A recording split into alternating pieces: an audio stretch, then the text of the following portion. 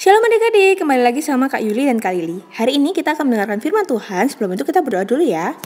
Tuhan Yesus, terima kasih atas berkat-Mu sepanjang minggu ini. Ya Bapa, hari ini kami akan mendengarkan akan firman-Mu. Berkati hati dan pikiran kami, agar kami hanya fokus pada firman-Mu. Dalam nama Tuhan Yesus, haleluya, amin.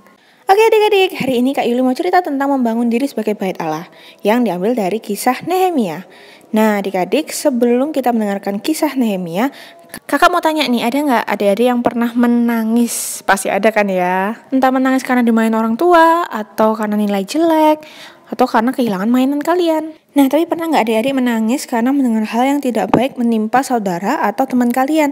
Misalkan orang tua, saudara, teman yang sakit, atau kakak. Wajar kalau kita menangis karena kita mengasihi mereka. Nah, Kak Yuli mau ceritain lengkapnya tentang Nehemia. Jadi adik-adik pasang telinga, duduk manis, dengerin Kak Yuli ya. Di kota Babel tinggal seorang Yahudi bernama Nehemia. Nah, Nehemia ini punya jabatan yang tinggi adik-adik. Dia adalah juru minuman raja. Nah, untuk menjadi juru minuman raja, raja tidak suka melihat wajah yang murung. Jadi Nehemia harus selalu ceria. Nah, tapi pekerjaan ini menurut Nehemia nggak sukar.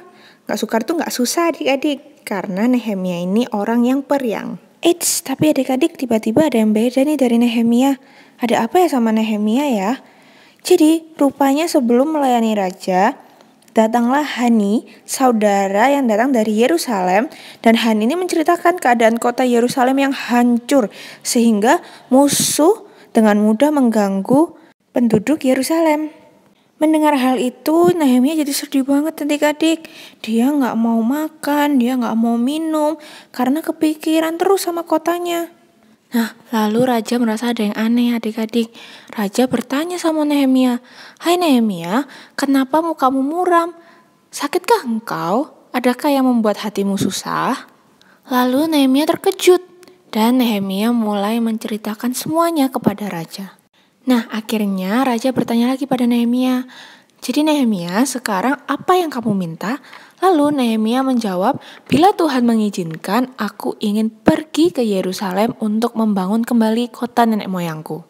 Nah, singkat cerita, raja mengizinkan Nehemia untuk kembali ke kota Yerusalem. Kuncinya apa adik-adik? Kuncinya adalah berdoa. Dalam kesedihan pun Nehemia tidak lupa untuk berdoa adik-adik. Sebelum memohon kepada raja, Nehemia sudah berdoa terlebih dahulu kepada Tuhan. Dalam kondisi apapun, Nehemia percaya bahwa apapun yang dia lakukan, haruslah yang paling penting dia berdoa terlebih dahulu pada Tuhan. Jadi adik-adik dalam kondisi apapun, sekalipun adik-adik menangis, adik-adik sedih, jangan lupa untuk berdoa dulu karena Tuhan akan selalu ada buat adik-adik. Jadi misalkan adik-adik mau mainan, adik-adik berdoa sama Tuhan. Tuhan minta ini, Tuhan minta itu. Pada waktu yang tepat Tuhan akan memberikan yang terbaik buat adik-adik. Karena adik-adik berdoa adalah nafas hidup orang beriman. Oke adik-adik, cerita sampai di situ, yuk kita tutup dalam doa. Tuhan Yesus, terima kasih atas berkat firman-Mu. Tuhan, ajarin kami walau ketika kami bersedih, kami harus selalu mengingat-Mu. Ya Tuhan, berkati keluarga kami dan kami semua. Dalam nama Tuhan Yesus, haleluya, amin. Stay safe adik-adik, God bless you.